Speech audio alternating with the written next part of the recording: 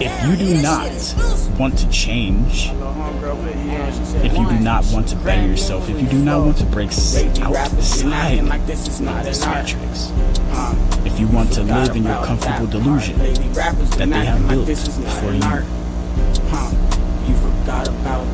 do not watch this video.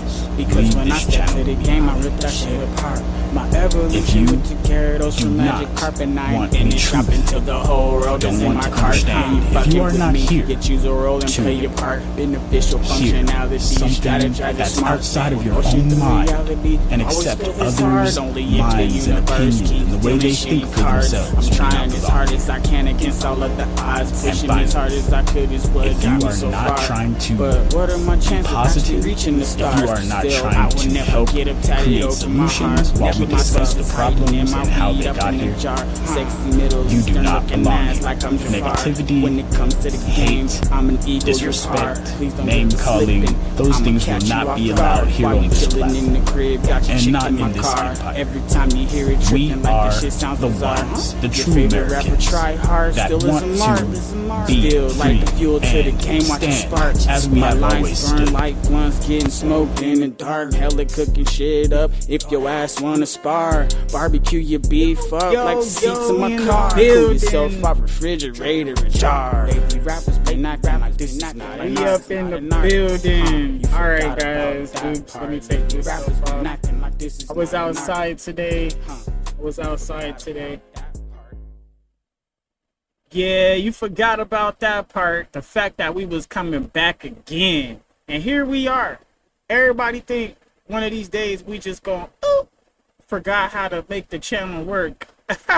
No, we are here. Not sure to stay, but we are here. And we will be back eventually, right? So that's one of the kickers. Nothing is guaranteed, okay? I'm not guaranteed to live forever. And I can't make a promise that I will be here every Monday through Friday for all eternity. But I will be here for Monday through Friday as long as I can. Okay? If I'm sick, I'm still going to try to come up here. The only time you won't see me is if I found something better to do. Honestly. Or if I'm busy. Because life still is lifing, right? Shout out to everybody that did overtime. Shout out to everybody that has a job. Y'all make the world go round, and you guys are doing the dirty work nobody else wants to do. Okay, we appreciate that. Now, there was a lot going on. They're talking about this Trump peace deal, whoopty whoop, wopty wop. And you know what's so funny about this Trump peace deal?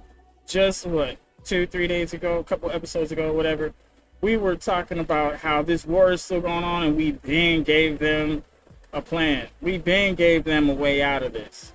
We been gave them blueprints to a new way of doing things, okay, that other regions of the world can use as a template so they can better their region as well. And it ties all of us together as people in our separate countries where we become world citizens. This opens up a new lifeline for countries to work together, and it gives the UN teeth because it basically reshakes everybody's hands and says, hey, we're going to command attention. We're going to command, okay, cooperation. And if you want to be a sovereign nation, then you will come to the big boy table, and with the understanding that everybody on this planet has a right to life. Okay? Now, this is where it's going to go ultimately. This is what we're actually building up to. We're building up to a world court. Okay? A world judicial system is what we're actually building up to.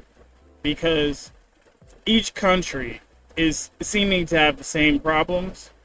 And if each country is having the same problems, and to fix those problems, it needs the same rules as other countries, then at the end of the day, we're making a template for societal structure that actually puts us in a position where the people that think they're in power have no power. And why I'm saying that is because if there is only one way to actually solve the problem, to have a beneficial society, then under no other circumstances would society be able to exist. At least a working, functional society. And a society that's going to be like type 1 civilization, money wouldn't be a thing, because everybody is actually collectively working together for the betterment of the species, collectively and coherently. Everybody is moving towards serenity, tranquility, and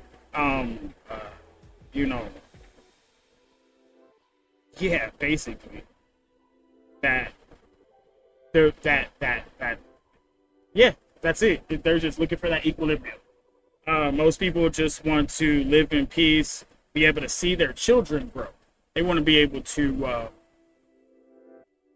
bring something that feels, that like when you watch a Christmas movie and the end of the Christmas movie, everything starts to happen well, or when you're seeing the ending of something and it's finally like coming to that conclusion, that justified conclusion, that is what everybody wants. They want to feel towards the end of their life that everything they've done is justified.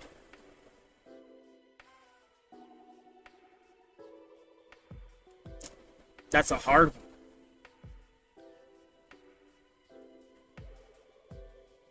Yeah, I know.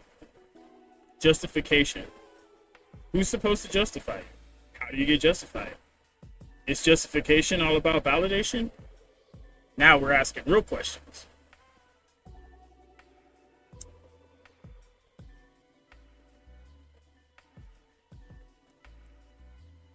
But that's what we're here for today on Brainstorm. We're trying to figure out what it is that the whole entire premise of understanding one another. What is society for? Do we really need society? Is that a thing?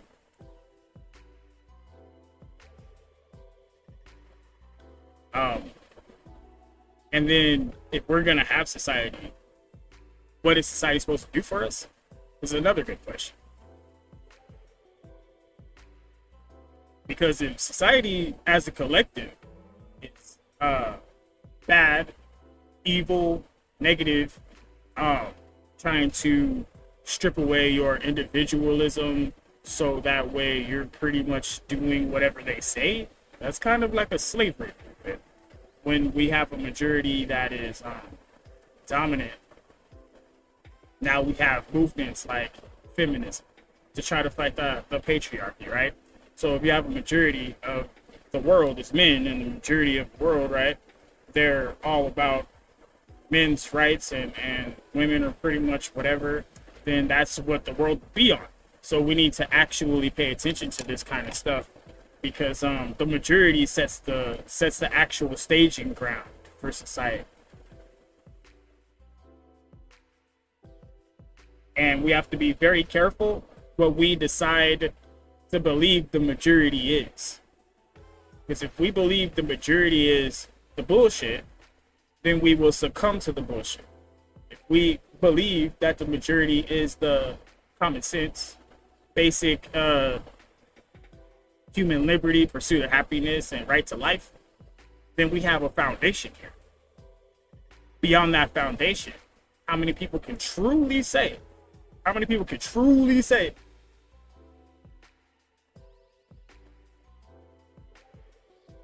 that they have a societal best interest in mind?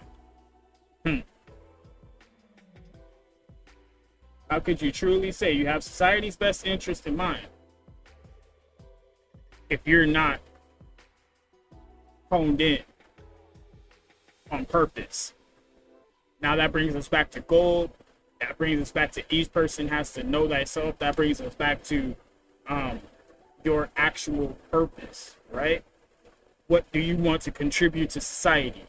How do you affect other people's lives in a positive way?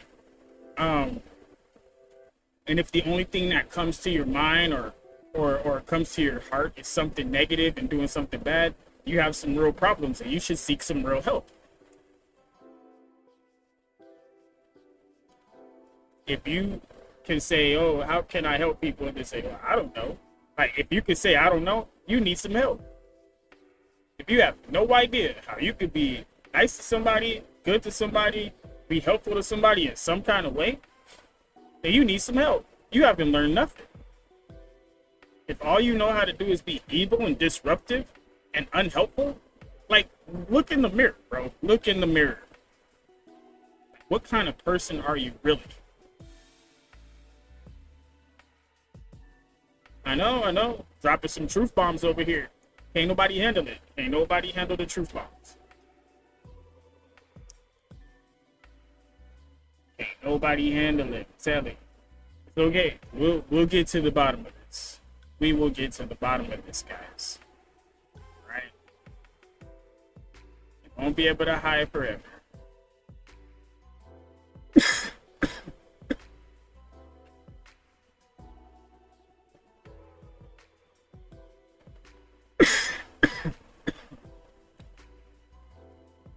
There's another side to this too. We have this side that many people, they don't really care. They really don't care.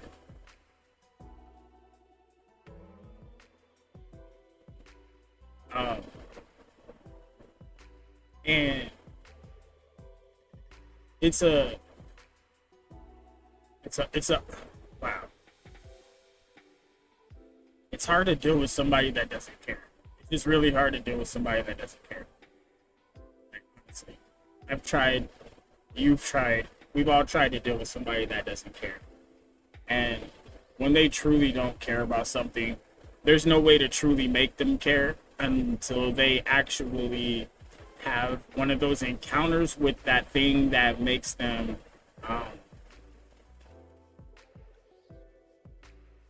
it's like a coming to moment where you experience it the way others experienced it. That's what brought them to it, you know. You gotta have that encounter, you know. People don't do stuff unless it's fun, right? Stuff like that. Like, there's a reason for doing it. Some people do things because it makes them smarter, whatever. Everybody has a reason why they're doing something. If you don't have a reason, then you shouldn't do it.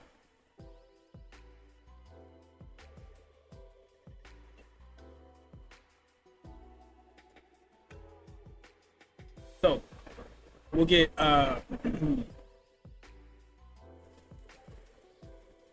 we'll get to something interesting as well. Over here we have the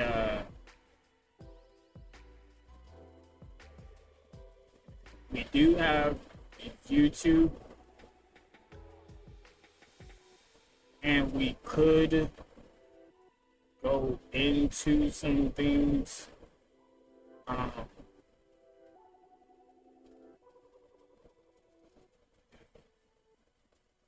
A lot of people are seeing the news.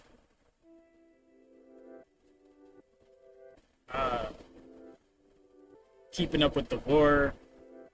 I'm more yeah, I'm trying to see if that's what I want to get into.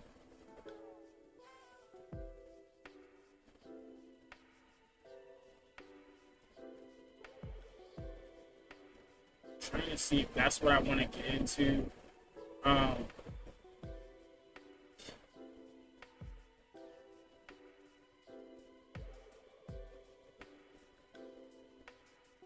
AI replacing teachers is wild. AI already replaced teachers, but we have to be very curious or very aware of what we're teaching our AI. What AI are you following? It's very, very big. And have you prompted the AI for reason and ration? Like, you have your ration, your reason, rational thinking, reason, and logical thinking. Okay? You have to actually prep it for that. If you don't prep the AI for that, then it's not going to be any use to you.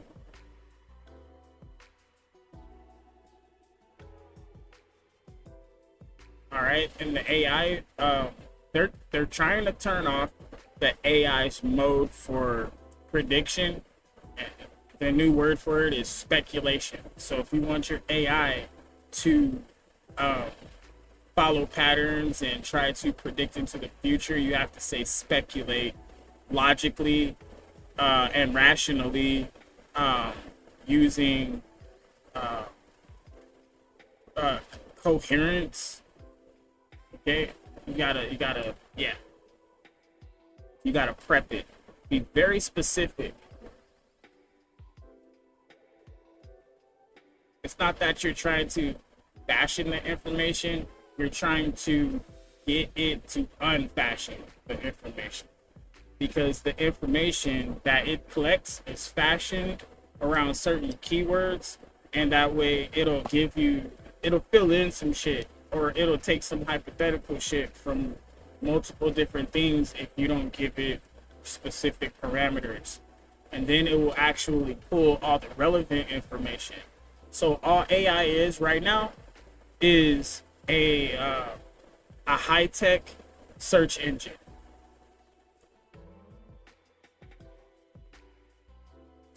Yes, it is a high-tech search engine. So just think about Google. When you used to go to Google and you would type in what you were looking for and it would pull up all those websites. Now it can read it to you out loud and summarize the information in those websites and spit it to you, so you don't have to read that shit. That's all it's doing right now. AI is not doing anything special. All it's doing is reading to you the shit you are wanting to look up anyway. Okay?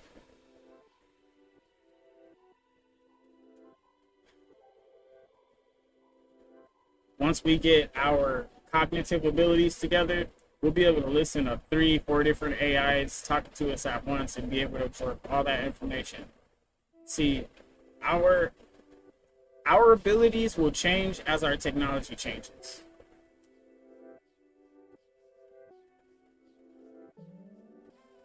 Okay, we may be a verbal communication. Okay, we may move to verbal communication where everything is oral and we stop writing shit down. We may move to full glyphic form, because if you try to write everything in English, it would take forever.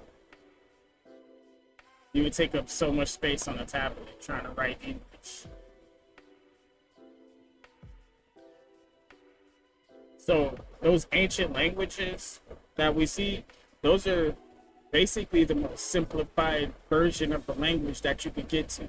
The reason why it's so simplified is because to get a lot of information out, you would have to be able to shorten that information.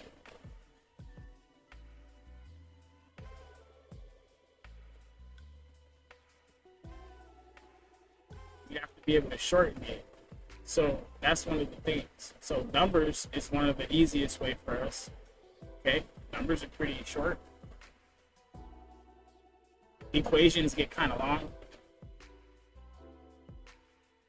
But if we explained everything through equations and we wrote a system of equations, we told what the title was, the explanation, the outcome, and we put the equation for it. That would fit on a tablet. And you would do a couple different tablets and they would be equations that we had to figure out that would mount to things in life.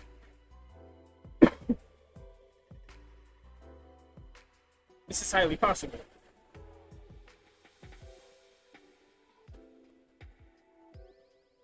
This is highly feasible.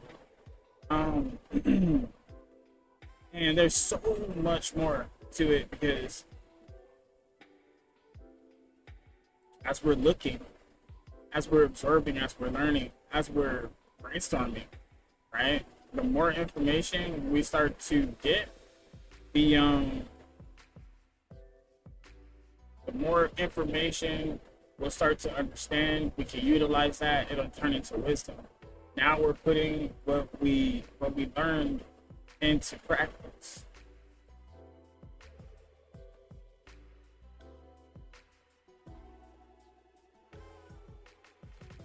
So it's one of the things that we have to always keep our minds on.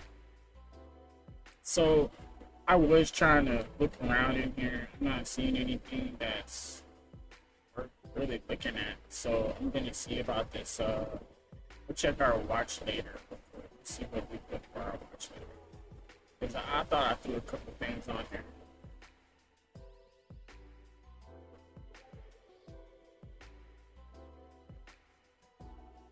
Alright, I got something on here. Alright, here's this right here. Let me see. See if we can share this real quick. See this.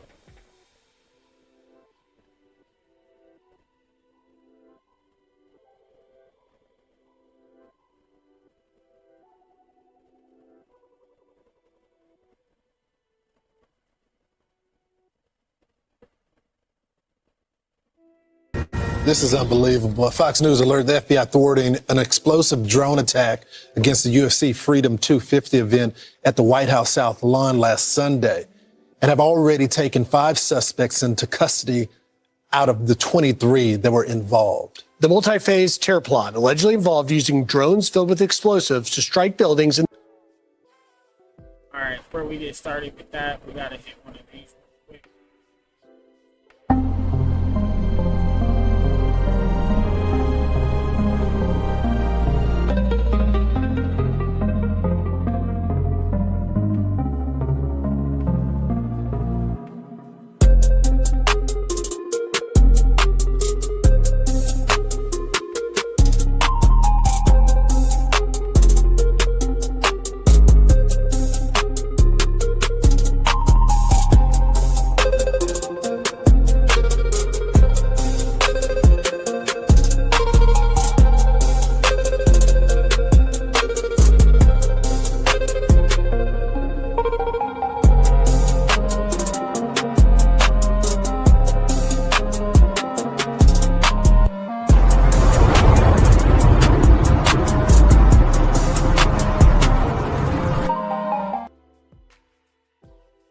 Sensitive topic.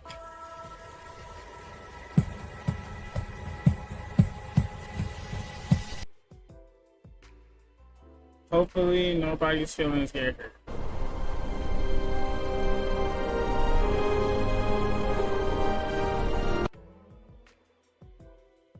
The vicinity, sparking mass panic to drive the fleeing crowd toward a pre-staged sniper team.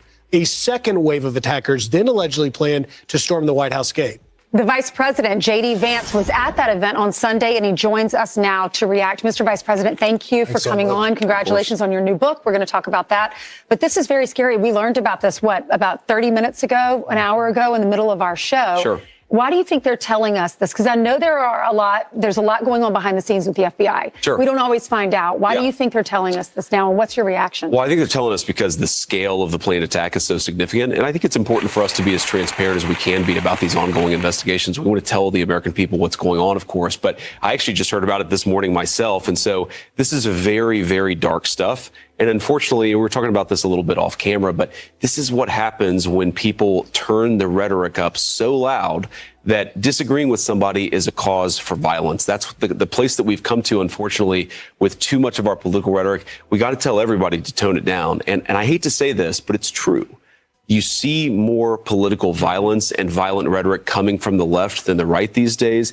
Everybody has a role to cut this stuff out. But I think a lot of my Democratic colleagues in Washington have got to look themselves in the mirror and say, why is so much of this political violence coming from our side of the spectrum? Maybe they can do something different. Well, Mr. Vice President, this is a clear escalation. We know about the president, attacks against him, you and the rest of the cabinet. Those threats are public. Yeah. But this is going after the supporters. The people that were on that line was UFC, MAGA supporters, and they were the target here. Yeah. Well, and thank God this attack was apparently thwarted or never got to the point where it was carried out. I mean, the event was so amazing, the sense of patriotism, the pride that Okay. So they're saying that there was a threat, a bomb explosion threat and a murder threat for the people, the audience, the UFC fighters, everybody that was at that event. was targeted. And I'm not gonna lie, I was watching it, the live event and everything, and I had this weird feeling like, where's the attack? Like, I feel like something's gonna happen. I had this feeling like something's gonna happen. And then I'm looking around, because they keep moving the camera to different places and whatnot. And I'm looking around like, wait a minute, like, why do they keep panning to the outside, right? And then you see like people moving around and things happening on the outside. Some people were jogging from time to time and things like that. So it was weird. It was weird. Like, why are they like filming outside of this place, right? When the event's inside and there's so many people to capture in the stands. Like, you guys should be going slowly in the stands so we can see every person that's in there. Like, yeah, oh, look at that. Oh, what is all like we're supposed to be like, they forgot how to put on a show. Cause like the people that paid to be there, they're a part of the show too. You're supposed to be zooming in on fans so you can see their crazy outfits and stuff. And like, dude, you guys did nothing at all. You didn't show the soldiers and all the different, dude, the news. You guys were looking for something. Your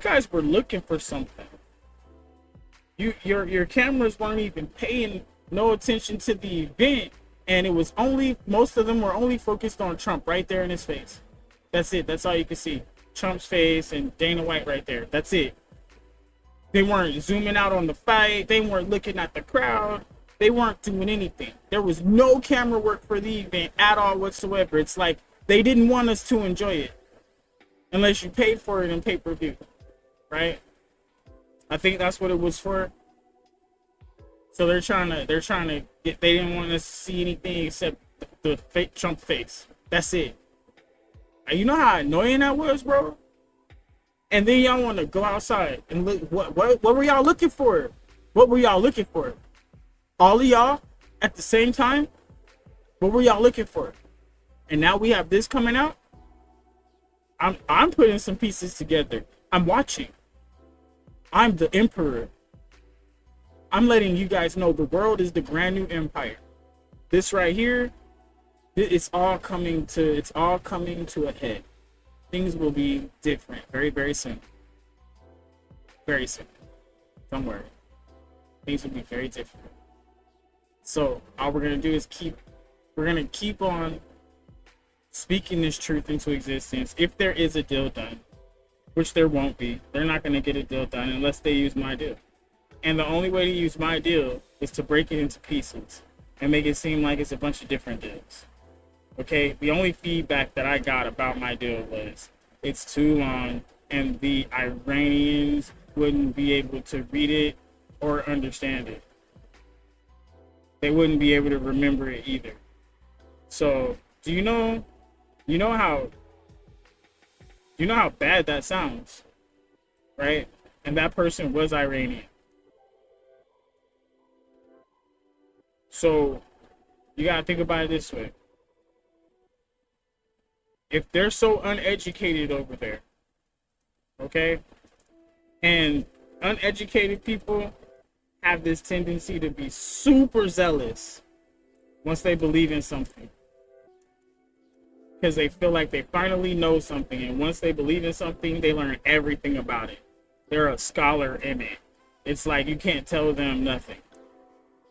So just be ready for the zealots, okay? The dumb zealots, because all they know is the thing they believe in. They don't know nothing else. So if they don't know nothing else, then they won't be able to see the correlations. They won't be able to see similarities. They won't be able to see any of that kind of stuff. And if you try to explain it to them, they're dumb, but they're smart about the thing that they believe in. See? So you can talk to them about what they believe in, and the only thing you can try to do is correlate that with their understanding to something out in the world that they don't know, so that way you can help them learn something, and then you can start to talk about it. Otherwise, it's almost impossible to talk to people that don't understand what you're talking about. Which is why a lot of people have to actually go back and watch to understand anything we're talking about right now. Unless they're already in the know and they know what we're talking about.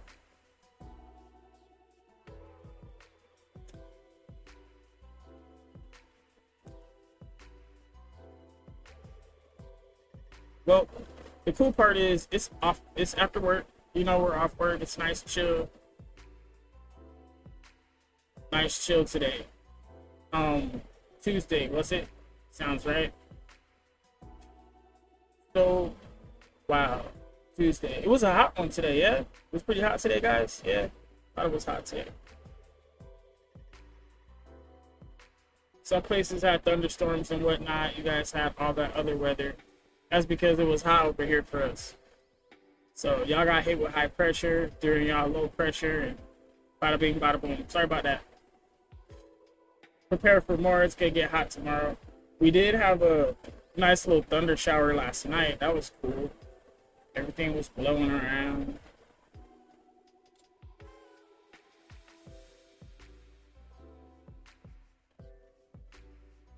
It was cool.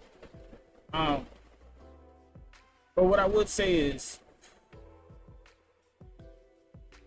things are going to change very, very quickly.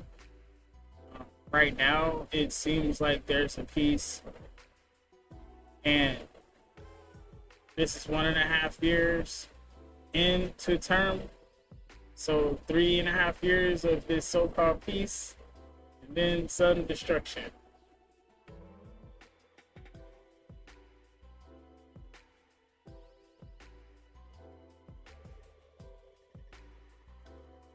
Yep. Let's give it a chance, right?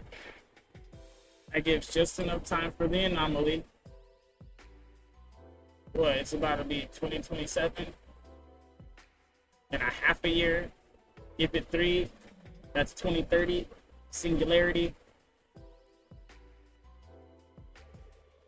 Singularities between 2030 and 2032.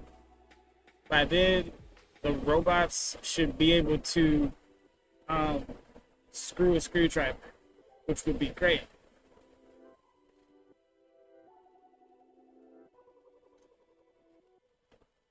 You know what that means, right? That means you guys are gonna have little buddies when it comes to doing all that construction work.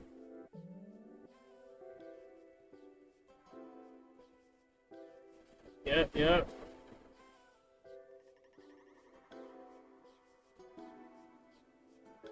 Now, there is a new, there's going to be a new stretch of AI that comes out. Other companies are finally getting in to low-level AI, and they have to utilize their training models the same way that the previous ones did. So all of the new AIs that come out, if you guys go over there and use their AI and talk to it and everything, correct it and complain to them and stuff like that, their AI will get better. Right now, those are going to be, well, if they're smart, they'll make them breed so they get more traffic, and that's how they're going to get more data. But a lot of them are just scammers. They're just fishing for information. So there is your top 10 already, I think. So just stick with your top 10 AIs that are out. It's probably like 7 AIs out right now. We have to think about this kind of stuff. There's different types of AIs. Because the video, not every AI is a video AI. Okay, video generators are different. Now, these video generators, those things are, look, I don't even think people understand the potential those things actually have.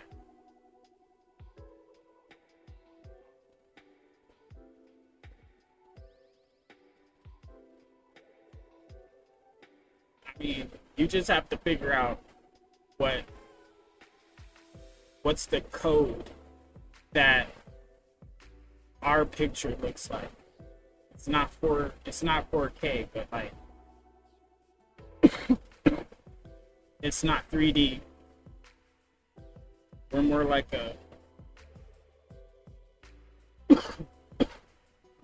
we're like 3D high def. That's what we are. We have a high definition to us. And if we actually train the AI and we find our actually, yo, what up? Shout out to Joe. What up, Joe? Right now, I was just talking about some AI shit. Would you want to come up here?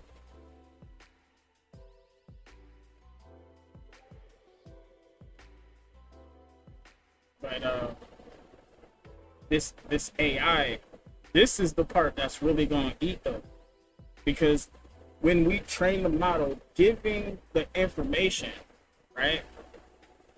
This is what is in turn giving them the data to make the corrections. So all they're doing is refeeding the system what we already fed the system based off the errors that came out in the conversation. All right, this is how they're actually training the AI. All right, this is what we're looking into, but this right here, this attack that they did, like seriously, and but they stopped the attack, right? Okay, right? They were trying to attack the anniversary ceremony, the UFC fight. Yeah, there was like a planned attack, and then it got stopped. It's wild. They kept that shit quiet though, right? Sure enough, they sure did. Everybody felt it was a very fun evening. So this could have been a very terrible tragedy, but it goes to show why we have so much appreciation for the guys who keep us safe and for federal law enforcement, because these are the types of attacks that they're preventing every single day. As you guys know, they don't get the credit for the attacks they prevent. Right. They only get the blame for the attacks that actually happen. And so I think it's important for us to recognize that for every bad incident, there were 100 bad guys who are trying to do something worse. And thank God we've got smart and good people protecting us. It's such a great point. And the former Deputy Director of the FBI, Dan Bongino, in the last hour talked about that the FBI has really been streamlined to deal with attack threats like this. I do want to ask you, though, to react to, based on what we know, one suspect allegedly told officials that the, quote, goal was to target capitalist elites, billionaires, and politicians who accept donations from AIPAC. Does that surprise you? And what do you make of that when you hear it? No, it doesn't surprise me at all, because, again, so much of the far left rhetoric is driving itself towards violence. It spins people up into these crazy situations where they feel like, I'm not going to argue against somebody, or I'm not going to debate somebody, or even vote against a politician. I'm going to go and commit violence. It is unfortunately an inevitable consequence of some of the rhetoric that we're seeing. But what I'd say, too, is what we've done in the Trump administration that I'm very proud of, and again, we don't draw a lot of headlines to it because it's part of this investigatory work, is we're trying to look at the underground networks that drive towards this violence. 23 people do not get to the point where they're going to commit a mass terror incident in Washington, D.C. without some serious funding, without some serious coordination. And we've actually been trying to go with those networks of coordination, because it's a terrorist plot.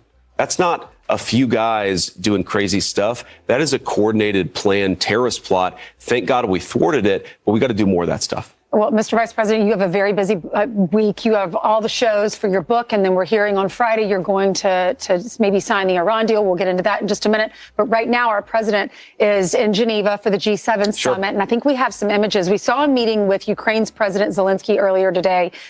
We also showed images of him meeting with the Emir of Qatar, and now he's meeting with the UAE leader who is there.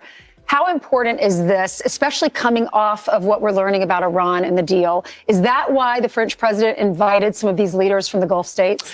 I actually don't know. I think they're probably invited because they're just important leaders of an important part of the world. But I think what is most interesting about the last year and a half, the underreported part of the Trump administration's policy in the Middle East, is that all of these Gulf Arab coalition partners are coming together with the United States.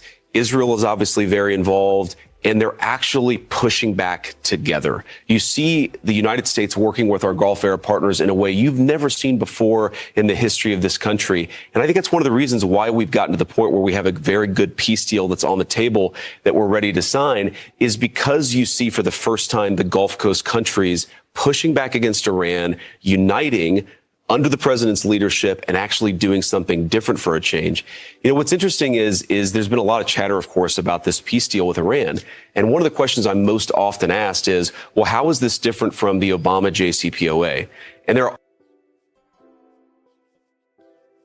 honestly, I don't really think it's gonna matter too much how different they say it is, because in totality, it's nothing like what mine is, which is actual grounded with teeth.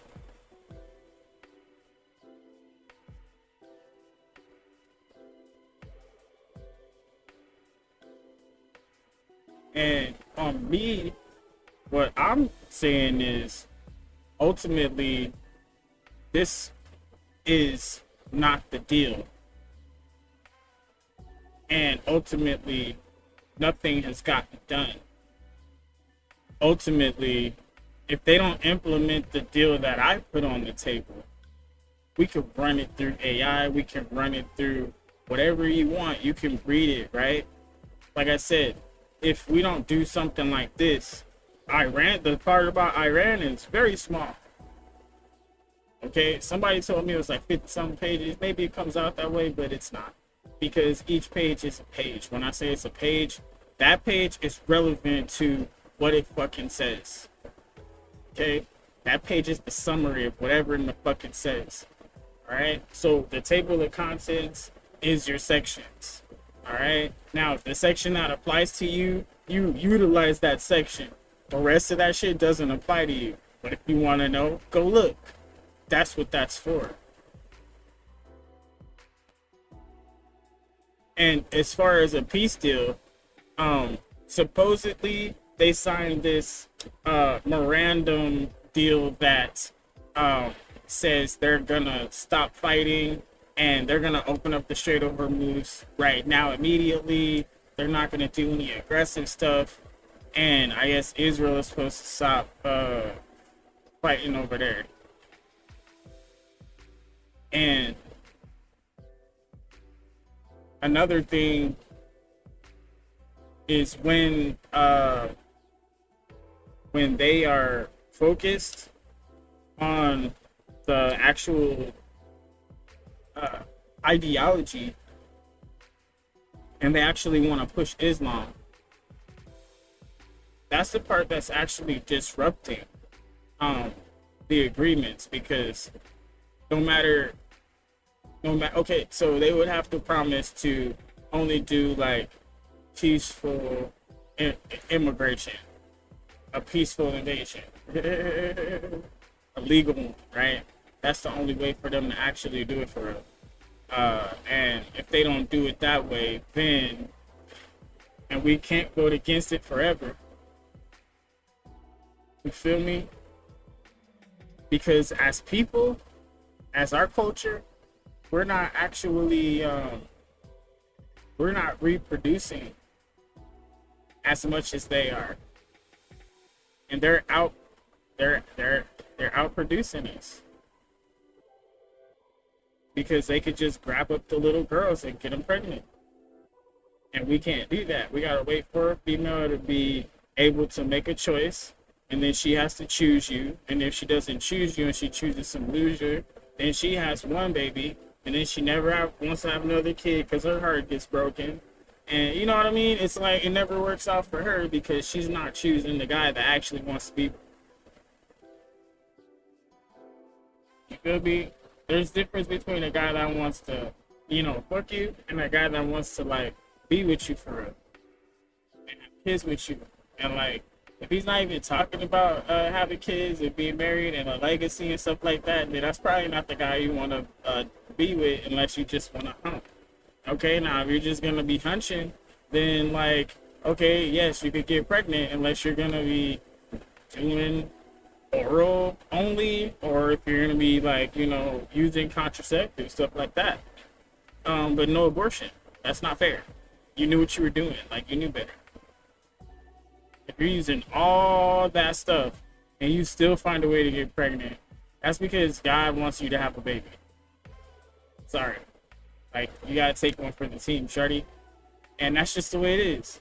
But if it's on some weird stuff and some dude did something to you, that's messed up. So yeah, sure. Like if you don't want to keep that, that's fine.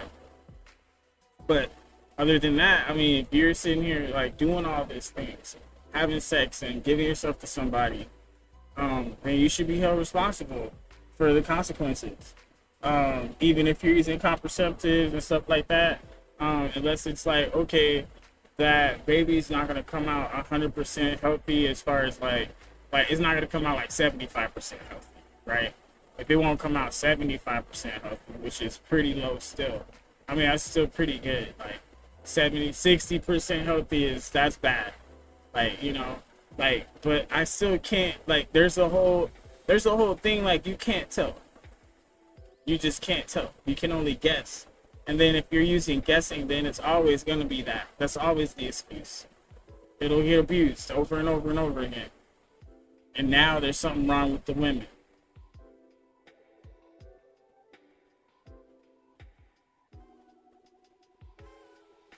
Now they're going to do more experiments on women. It's not, man. I mean, the sad part is not being able to, the U.S. isn't giving them any money. Nope. They're supposed to be acting right. And then once they act right, then they'll get relief. And what relief is their own money that they already have. They'll start to get pieces of that with their assets getting unlocked. And then they'll get a sanctions lift where, like, they'll start, those tariffs will go away a little bit. You know what I mean? 'Cause there's, like, a sanction where it's, like, anybody that does business with them, it's going to be, like, extra tax or some shit. You know what I mean? But, I could be wrong about the full sanction process. I just feel like that's a part of it. Because based off of the logic and the way they talk about it, without having specific details and specific numbers, because they're only guesstimating as well. But sanctions is a penalty for trade. It's a trade penalty. All of these answers I could give. Number one, we're not giving them a red cent of American money. Obama gave them over $1 billion in a pallet of cash. There are all these substantive differences. I actually think the most important difference is, you know what those Gulf Arab countries thought about the JCPOA? They hated it because they thought it empowered Iran to be a bad actor. You know what they think about the President Trump peace plan? They love it, because they think that it's turning over a new leaf to a new Middle East. So there are so many big differences between, of course, our policy and the previous administrations. But what we've done here is actually unite the Gulf together. That could have transformative impacts, not for the next couple of years, but the next couple of generations. So, Mr. Vice President, it's clear that they respect the commander-in-chief. Yes, they do. And Iran respects our military because of what we've been able to do. Some of the things that we're hearing about, we haven't seen the text yet, but sure, just what we're hearing, that the deal would end all sanctions and all waivers. I'm hearing that it will be downblending, but not destruction of the nuclear dust. And there's no closing of the nuclear facilities. And they hope that there's no nuclear weapon for the next 15 years. There's also strong language about stopping funding the proxies, but it says in the deal that Iran has to use its best efforts, not stop it completely. There's also the $300 billion in reparations that's going to come from Qatar and some of the Gulf states, and then $24 billion in unfrozen assets. Is any of that true?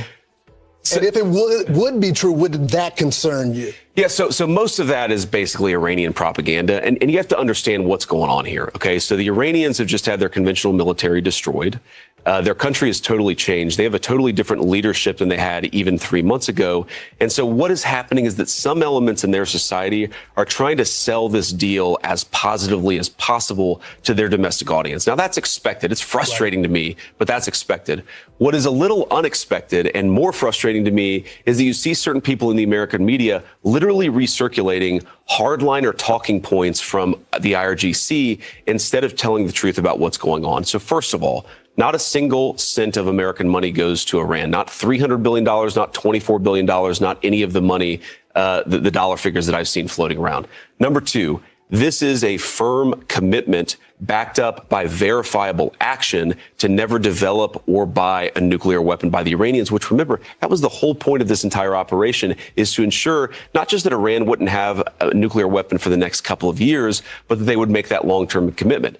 Now, here's the important part, though, is there are benefits to Iran if they perform their end of the obligation, not money from the United States, but maybe Qatar or the UAE or Saudi Arabia, maybe they want to invest in Iran and build a power plant. The United States, our approach to that is going to be, yeah, you can do that so long as the Iranians are behaving properly. But if they don't behave properly, they don't get any of the benefits of this bargain. And so you see the propagandists who are saying, here are all the things Iran gets.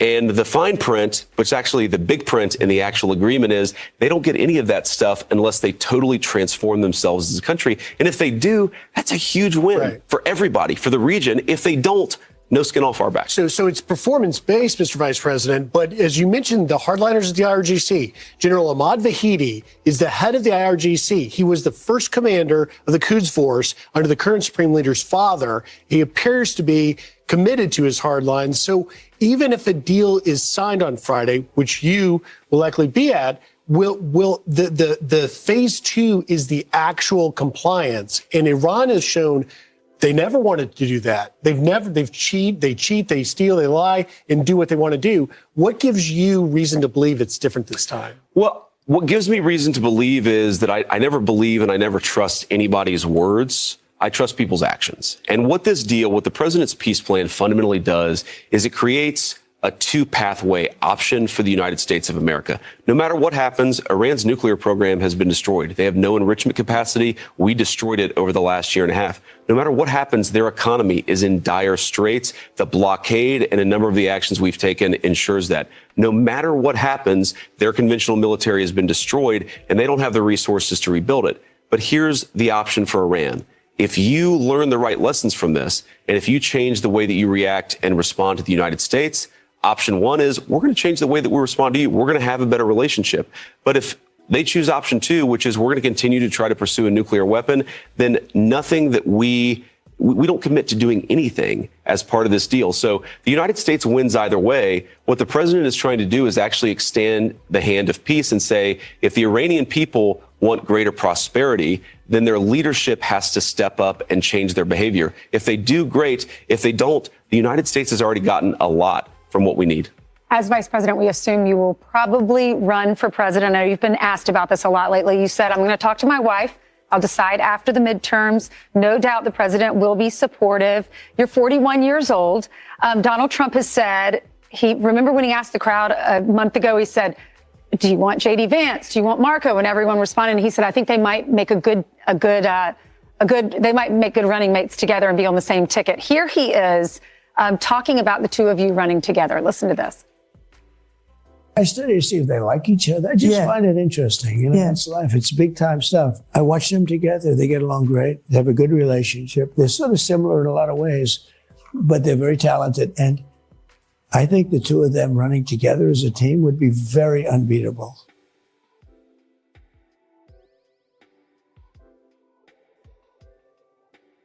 Hi, I'm JT, and I made results.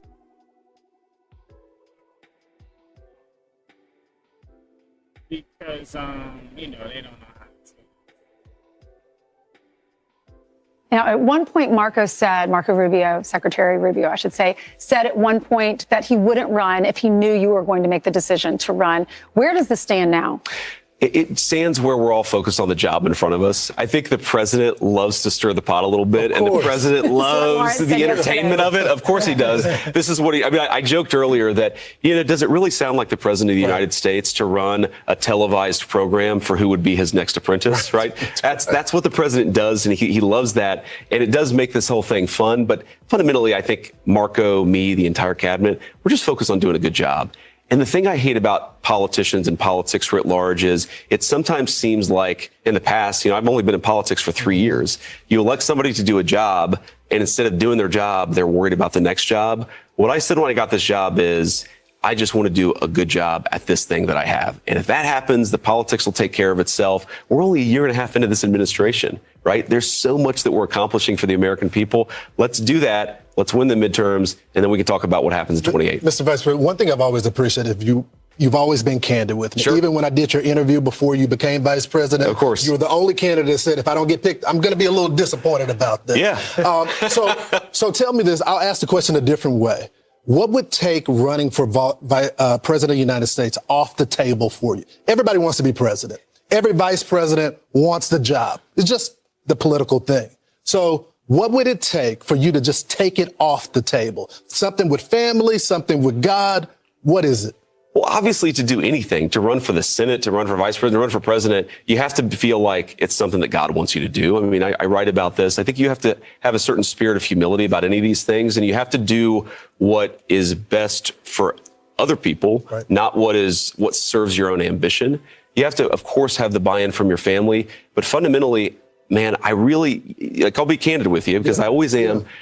The way that I make decisions, and this is maybe I'm just different from other politicians like this, I don't like plot things out.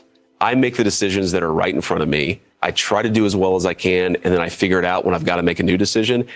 Because I don't have to make that decision, I just haven't thought about it that much. That's fair. Let's talk about your book for a second, yeah, Vice please. President. And we were talking before you came on. This is a great book about finding your faith. And I'm a Catholic convert as well. So I've read this cover to cover because I'm so fascinated about it. Yo, this guy's good. JD Vance is good, guys. He's good. Y'all don't know how good he actually is. Yo, he's good. He's a player. He's a straight player in this game. He is know-how an NPC. Trump's definitely not an NPC. He's just getting old. It's all good. This is his last big K right here. The last Trump. This is Trump's last big haymaker. Trump will forever be etched in history. You cannot erase, because if you had to let him have both of his terms back to back, you could have got away with removing him as president.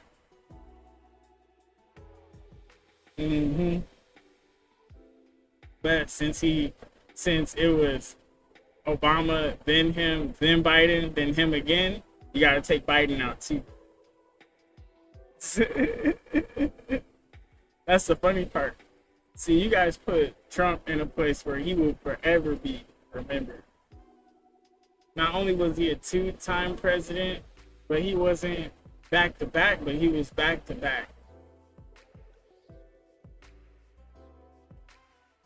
Because once they hear about what happened with Biden, of course everybody's going to want Trump back. There was nobody else. Everybody else was standing behind Biden, 10 toes down, as he was falling apart. They had plenty of times to tell the truth and come clean. And then we probably would have been on their side.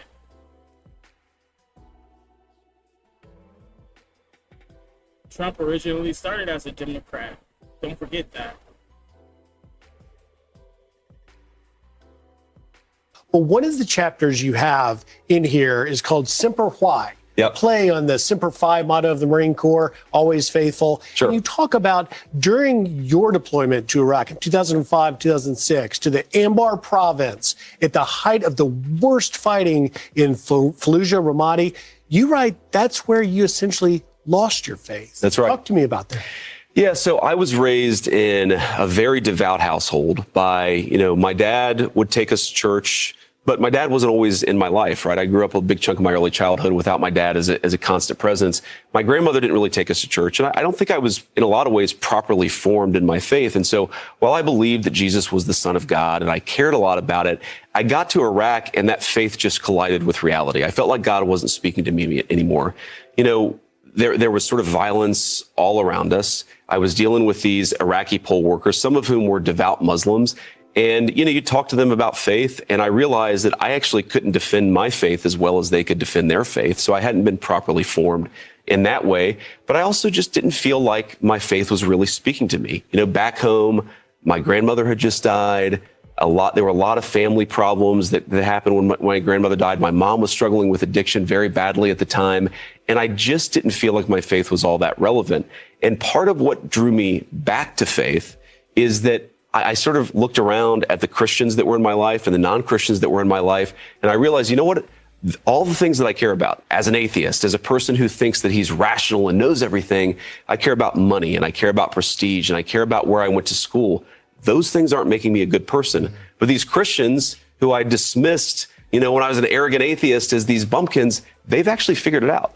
They're happy. They're healthy. Their kids are in a good place. And I thought to myself, if they're right about that, if they're right about how to live a good life, maybe they're right about Jesus being the Son of God. Maybe there's an inspiration for that character that I dismissed too easily when I was in Iraq. What I noticed reading your book was a lot of us as parents, we want our children to have faith, and we want them to raise their children, our grandchildren, Absolutely. with faith.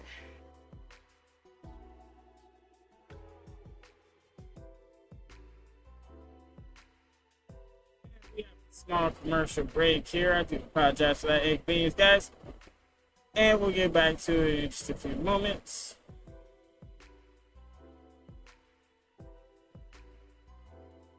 Grandmother watched Billy Graham. She loved Billy Graham. She did. She would take you to that little church where nobody was at church, but she loved that minister. Occasionally, she would take you. Y'all did some Pentecostal churches.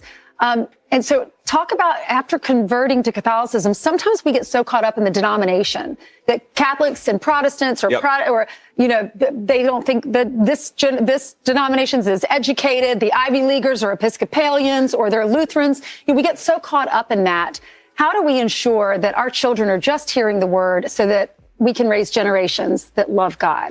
Yeah, so first, I remember when I was in boot camp and I met a kid from Eastern Kentucky, and then we had a guy in our boot camp platoon who was from a Christian denomination I'd never heard of. And I wrote a letter home to my mama and I said, "What is this?" And she responded, "Well, it's just another branch of Christianity." And she said, "Honey, in Eastern Kentucky, we're all snake handlers." And so that was her response to that. But I remember, that was obviously, she was joking with me, but she said, "It's all about Jesus." And that's one of the things I really love about the American church is there are all of these different pathways to God. Everybody has their own crises, their own blessings, their own moments of grace, their own moments of struggle. But I think that what's really cool about the American church is it's so dynamic because we're all forced to really deal with these issues. Like, you can't be an American Catholic or an American Pentecostal or an American Southern Baptist without running into somebody who has a slightly different perspective on faith. Yes, Jesus is all that matters, but I think one of the ways that we come to know God is by talking about him and trying to understand him. And that's what I love about the American church is we're all kind of figuring that out together. Different ways, sometimes with snake handlers, sometimes with speaking in tongues, sometimes with a beautiful Catholic Mass. But I think all these pathways really matter, and they're part of the reason why we do find our path to God. Powerful. Thank you, Mr. Vice President. I'm on page 129. I'm looking forward to finishing. You got to finish it, man. Communion, please buy it. Communion. What a great book. Thank you, Mr. Vice President. And by the way, you have an invitation. If you decide to jump into the 2028 race, great place to do it right here on the couch. I'll keep that in mind. Be sure to like and subscribe for all. So everybody's aware. That was JD Vance right there giving us the updates as far as the war, how that's going, everything like that. And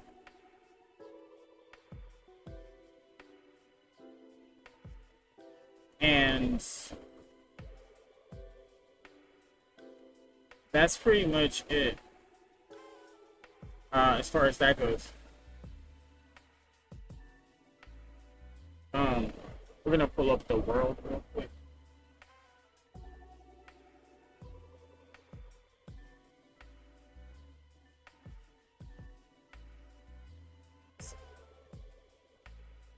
Alright, so this is the world.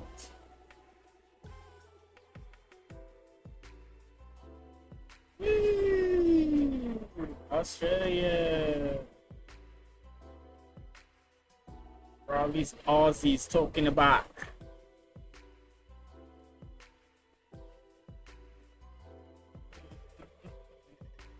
I know, right? Look at that. This is the city. You can see it. It's pretty interesting. What's out here? What's that? Nothing? It's nothing out here. That's just nothing else. Okay, you see some trees. Okay, you can see some trees. Oh, here's a road.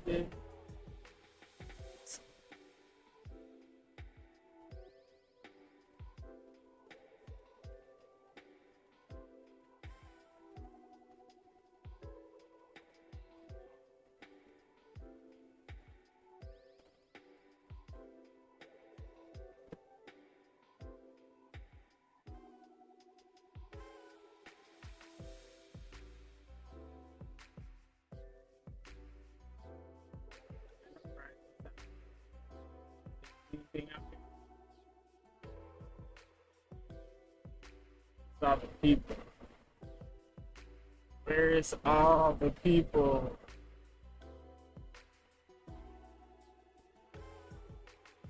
Where's all the people from Aussie Town?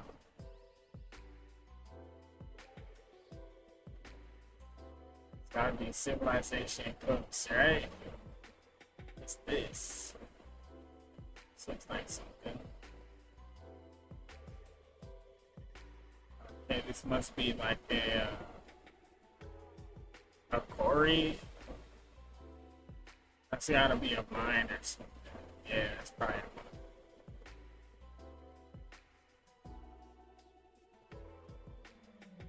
Yeah, see how we getting nosy?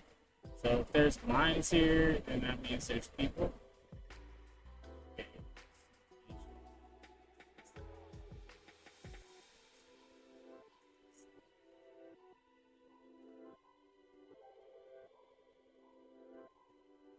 Gotta be a city nearby.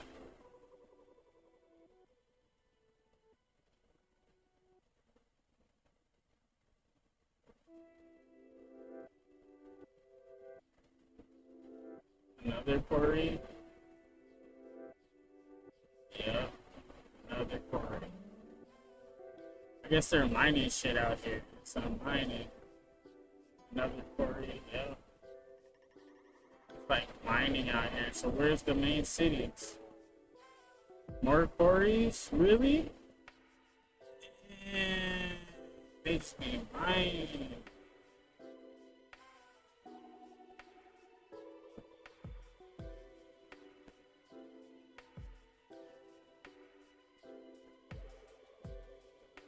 These are all quarries. Okay.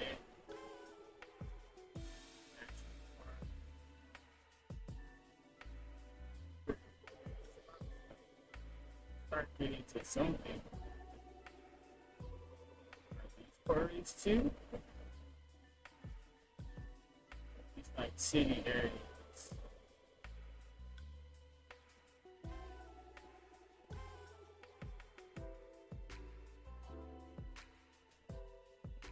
Probably gonna start hitting farms and shit, huh?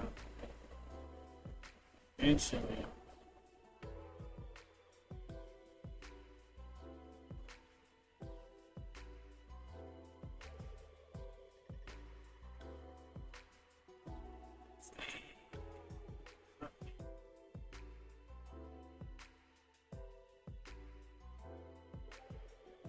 Smaller quarries. Oh, okay, so they like a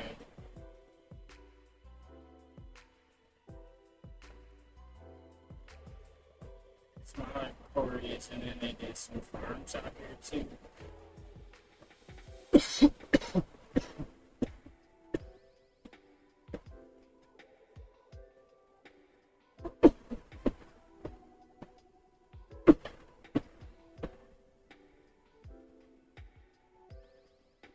So everybody probably lives over here by the coast then. Yeah. They live on farms, they work in quarries. And then this be one of their like hubs right here. Okay, so you have to have a car out here. Here's one of the first neighborhoods we ever seen. Look at that, a neighborhood. A college. Another neighborhood. Oh, we found civilization. That's it. Okay. We found civilization, finally. There's people. I knew they were by the beach.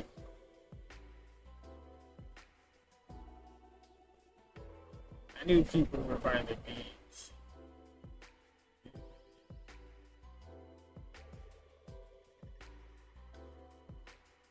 So they go out. Okay, so that's how they do it. So they farm over here, up in the mountains on the other side, and then this is where they work the quarries and shit.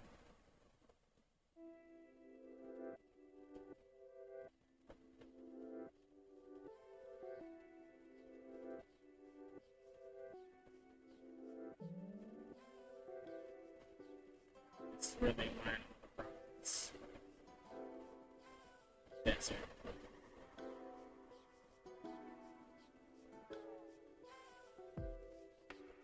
This is where they're got some randos out here, but this is like the outback.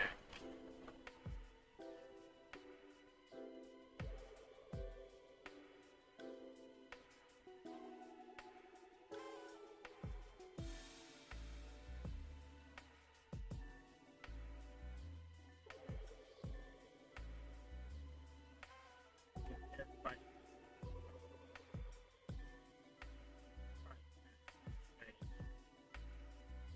Seems like a pretty like it would be fun to be out. You knew you would be okay. And you knew you.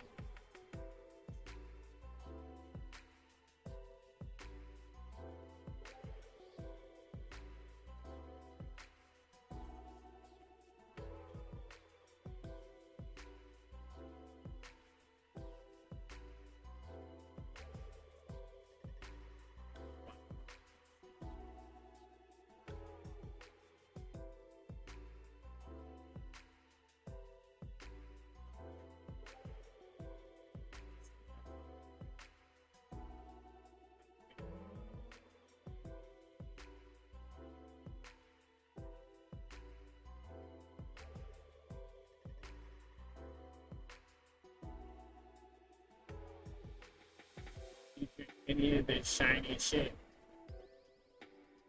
It's like instant death. It's like instant death, bro. There's no way of surviving. That shit looks like glass, bro. Don't even stand on that shit. You'll die.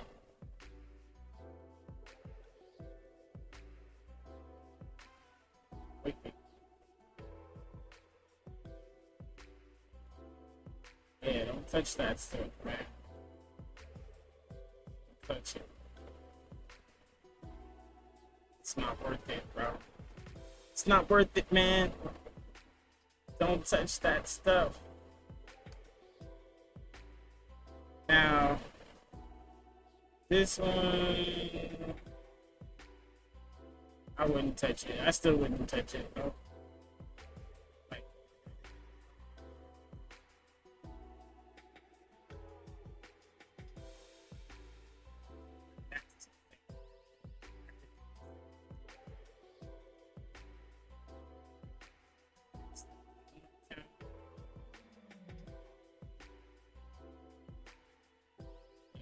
Like a farming town. Right.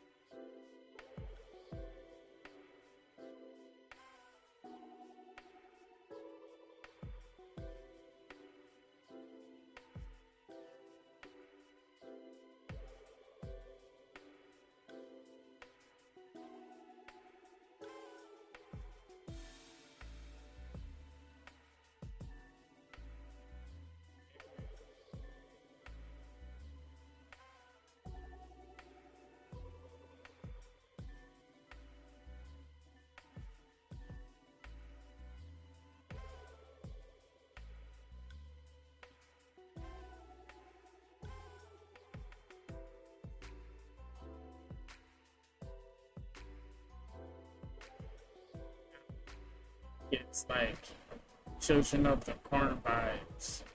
Look at how precise it is.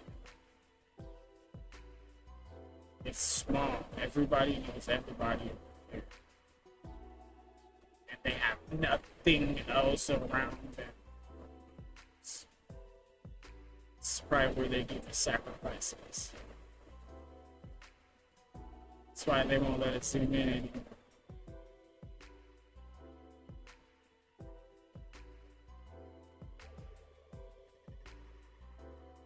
Oh wow. You know what's crazy about this town? They can literally block off the road. You can't get out. They can block, this town can block off the roads. This one, it's the only other one out. They can block off the roads. You have to go into the woods. And they'll find you in these woods before you get out. You find the road, boom, they get you. Boom, another road, they get you. This one takes you back to houses, boom, they get you. This is the only other road out. Boom, they got you. Cathedral Rock Beach. It's the only way out, bro. You could get out through the beach, but there's a cliff right here. And you have to swim.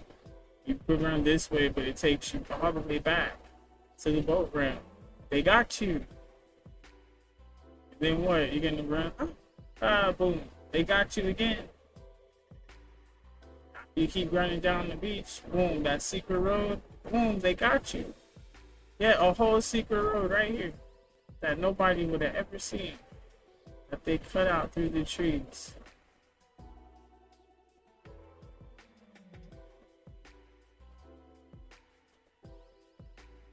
Goes this way too.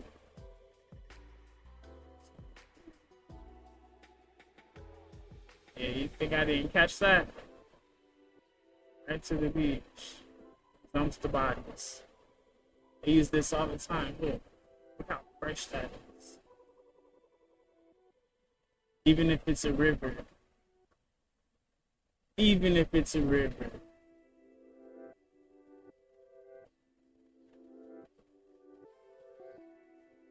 I know this is one of the scariest. I told you this is one of the scariest places in the entire world. This is the darkest little corner. Australia.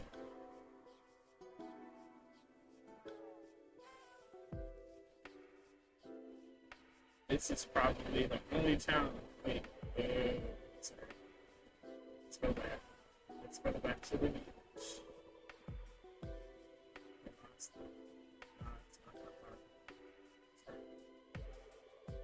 There we go. This town right here.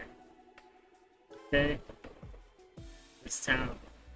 It's in the middle of no jack where.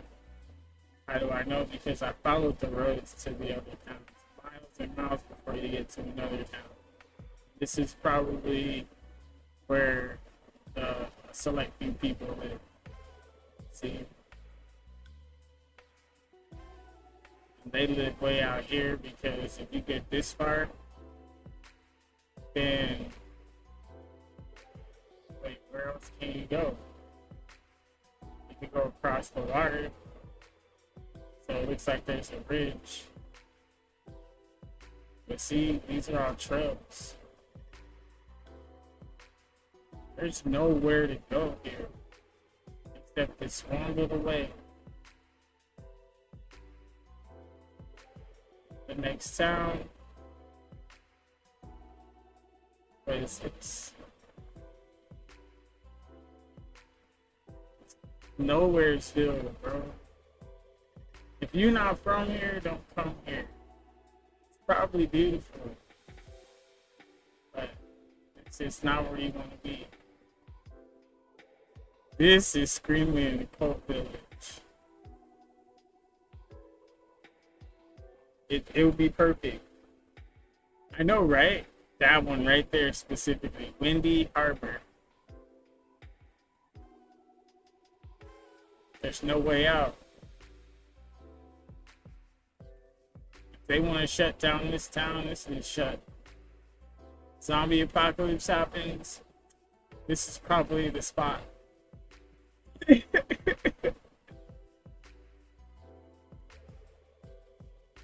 Yeah.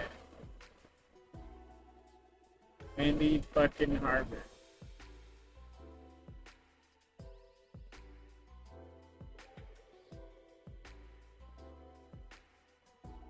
Damn, that's so creepy, bro. It's probably a lighthouse out here.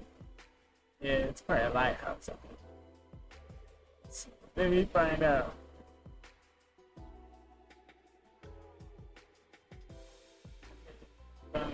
Yeah, lighthouse.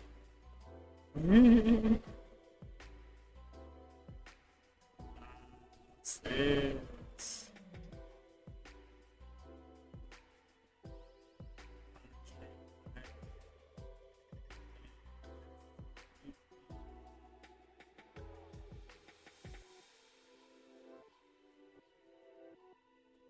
Definitely somebody lives here.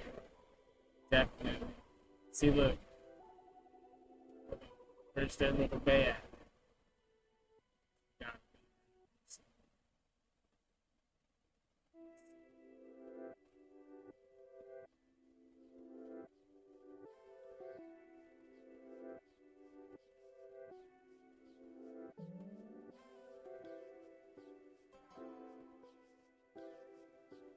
Yeah, they could just use a little boat.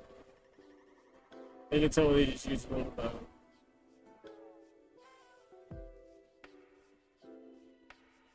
Yeah, they got it. So it's good. It's like the smartest place to have a lighthouse.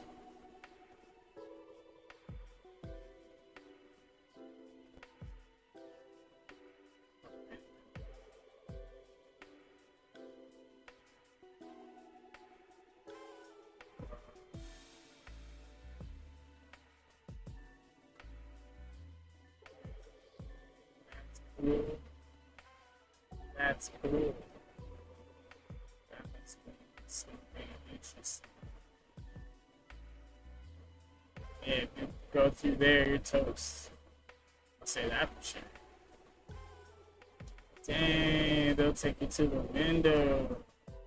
They'll throw you out the window. It's crazy. Wendy Harper, don't make Wendy Harper throw you out the window. That's wild. It's so tragic.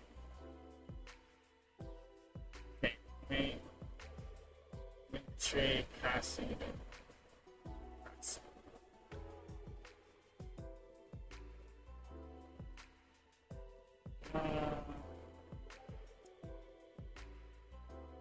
Interesting. Maybe there was a castle at the top of this hill. I used to be here.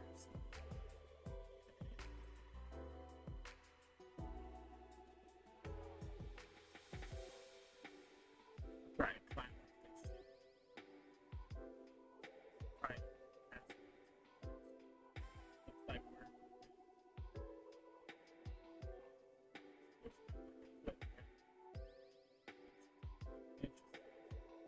yeah, so me, I'm just kind of looking, investigating, kind of checking this out. Like I said, this is one of the creepiest places. So yeah.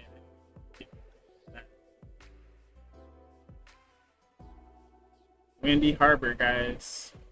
Windy Harbor. Okay. They're probably really nice people. I bet you the scenery is beautiful.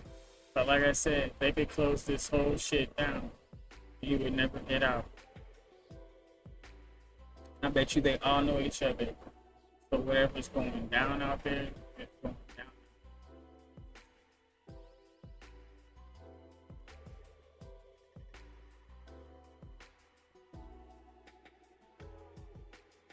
down. Doctor's orders holiday. Sure. That's scary, bro.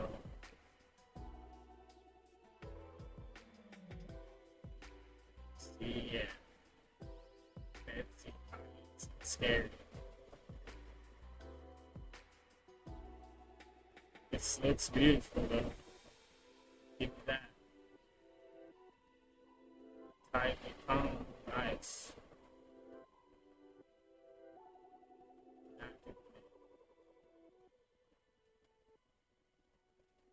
or how it sounds funny.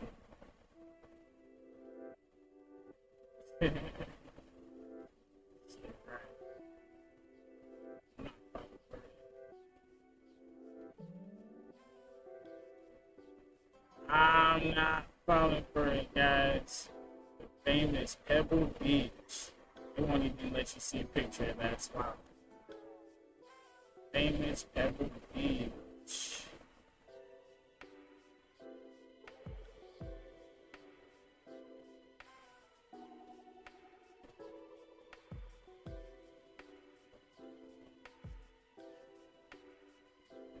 It's up the side of the cliff.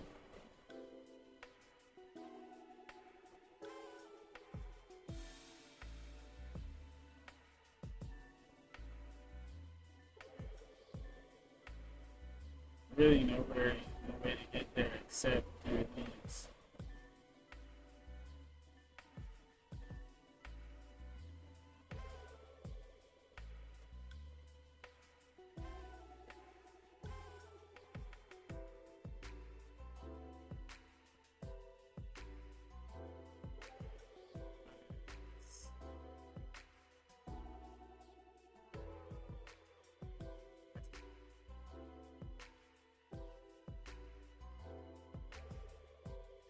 Pretty creepy though.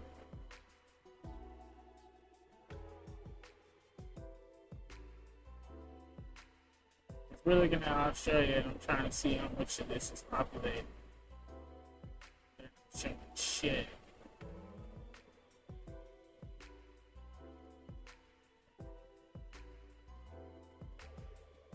I think honestly they're like super sophisticated and put shit together. They haven't even populated their whole island. No wonder China's getting away with shit. There we go. Now we're starting to see the Chinese markets.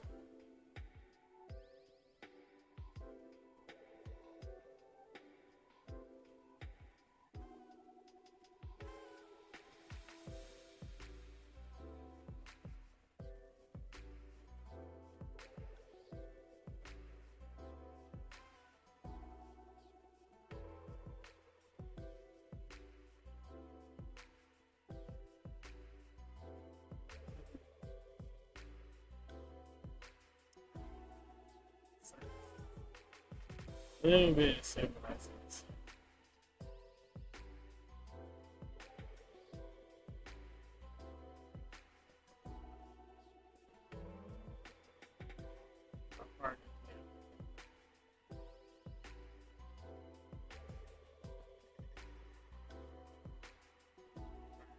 Still the corner.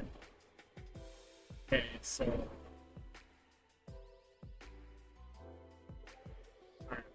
Windy was down here.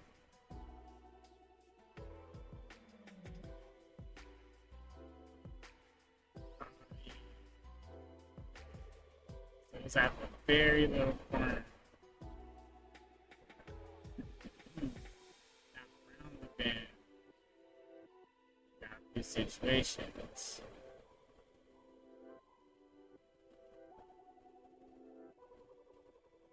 Okay, now we got some people where it's not. Okay, this won't be so creepy. This probably will be it's a bigger small town. Feels a little more comfortable because there seems like a little more people. I wouldn't be so scared of this place, but it's probably the same as the other one, just a little bit bigger.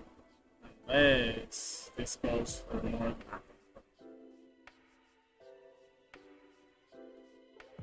Oh shit, yeah, wait.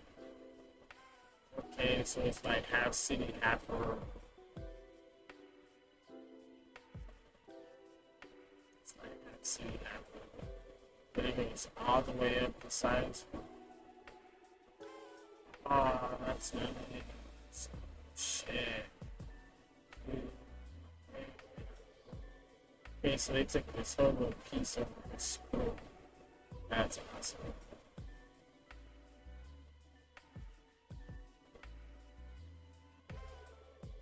Alright, so this is a place where you could probably start a new life.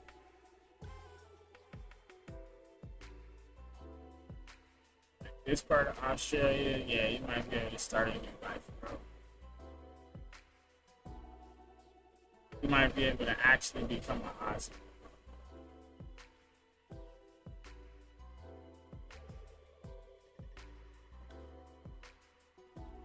You might be, ooh, this is so cool.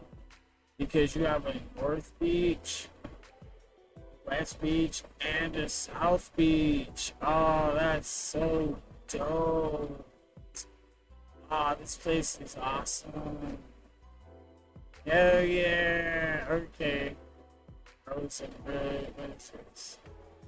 Margaret River. Is that the name of this place?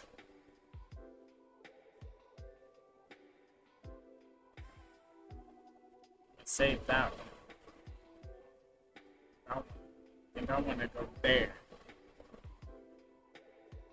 Yeah, I want to live in the middle. Hell yeah.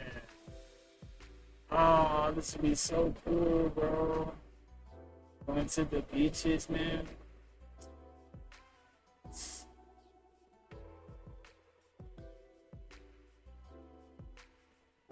Now this is so cool. This would be so cool. I wouldn't even like go to the beach, but I would just be able to look out to nothing but beaches. And no, I have a whole bunch of land behind me. I mean, I'm not going out there. I wouldn't go out into the outback. I'd stay right on the edge.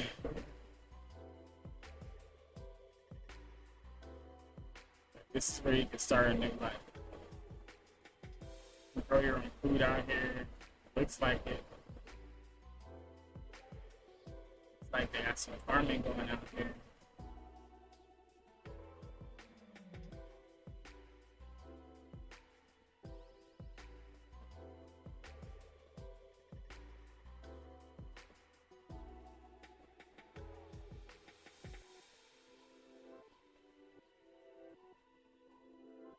Alright, so if I ever get rich, I'm gonna move right here.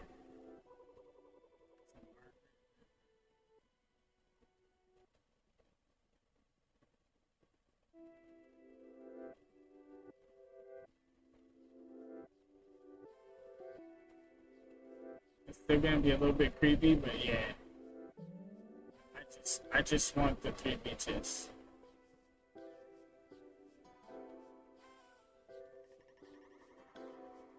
I'll do some research.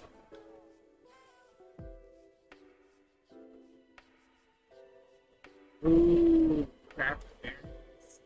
I like berries. Oh, I can grow grapes. Nice. I love it. I love it. Yes. Tell me more. I'm gonna research more. I'm gonna start getting into this.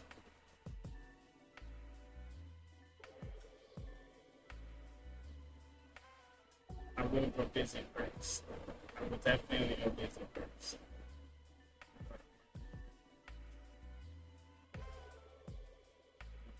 All of this. Forest Grove, that Cardell. I'm going all the way down to Augusta. We're gonna go to the beach down in Granny's Pool. It's Granny's Pool.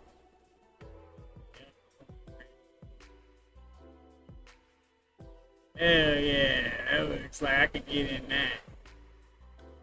Get in that shallow water. I'll get in there. Yeah. Yeah, that's what I'm talking about. See, I actually found somewhere I want to go.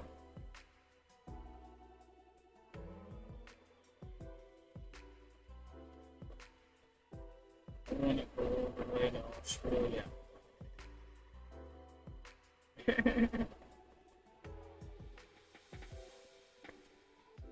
Yeah. Alright, so I put that on my to-do list, guys. I actually found a place I want to go. I never thought I'd want to go anywhere, but I want to go to Margaret River.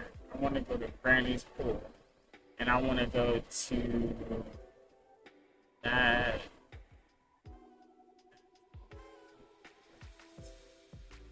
Ooh, that's interesting. Check. Let me go to this area right here. This is Naturalist Day.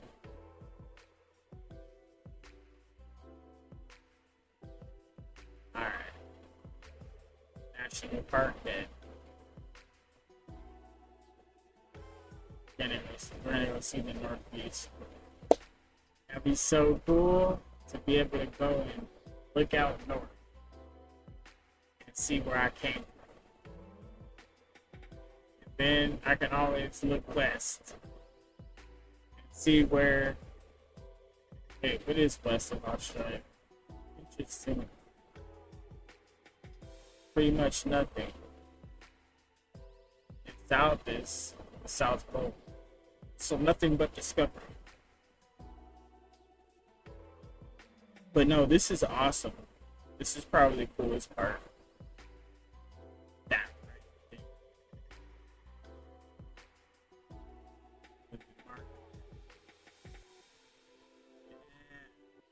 So nice. I wonder if they'll accept me.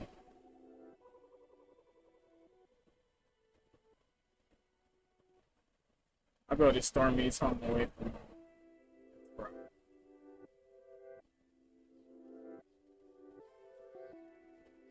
That's Bravo.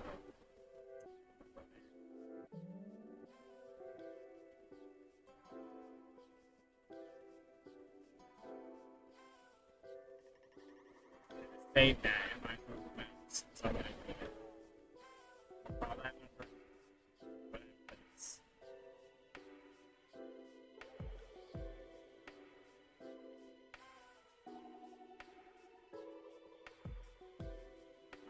that's where I'm gonna go. I'm gonna drop everything American. I'm gonna just go to Australia. Still gonna love America, but I'm moving to Australia. Check out the prices and stuff. It just looks so awesome. It looks like a dream come true. It's like there's green all around.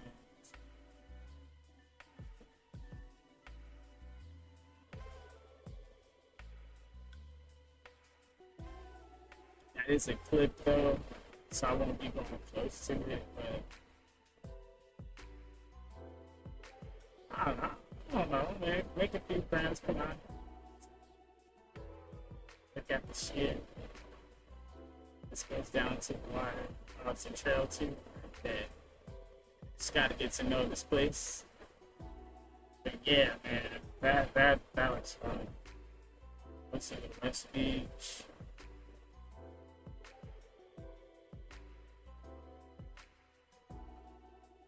I bet everybody knows everybody over here, but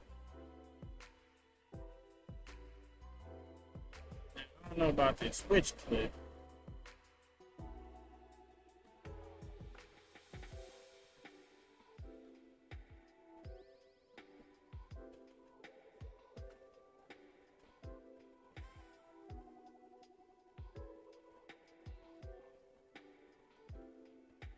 This place looks slow. I'd probably end up looking over here.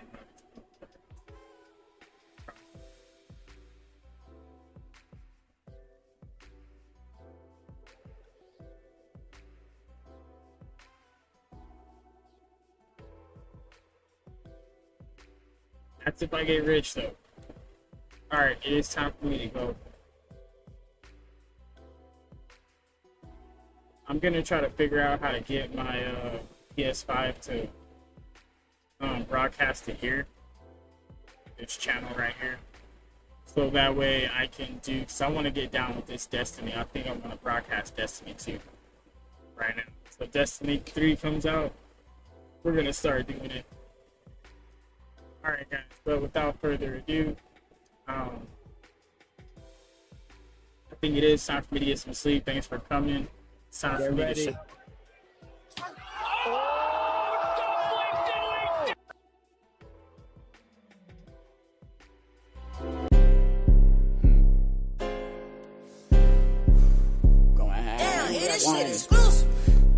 My little homegirl put me on. She said, "One, this shit brand new, free flow. Lady rappers been acting like this is not an art. You forgot about that part. Lately rappers been acting like this is not an art. You forgot about that part. Lately rappers been spitting like they ain't got a heart. Because when I step to the game, I rip that shit apart. My evolution with the Gyarados from Magic Carpet. If you do not shopping till the want to whole road is in my cart. When you fucking with me, if you do not want to better yourself, if you do not want to break functionality outside smart of this motion matrix, to reality. if you want to live in your comfortable delusion that they have built for you, trying as hard as I can against all of the odds, pushing as hard as I could is what got me so far. watch these videos. But what are my Leave chances this actually channel. reaching the stars? Still, I will never get them If tatted you over my heart. do Never not my senses want heightened any and my truth, weed up in the jar. don't want to Sexy understand. ladies If you are looking not ass here like I'm Jafar. to When it comes to the game, hear I'm an eagle something depart. that's Don't get outside of your slipping. own mind I'ma catch you and off accept guard. While you others' chilling in the minds crib, and got your chick in opinion my and the car. way they think Every for time themselves, you you hear it do not tripping like belong. that shit sounds bizarre.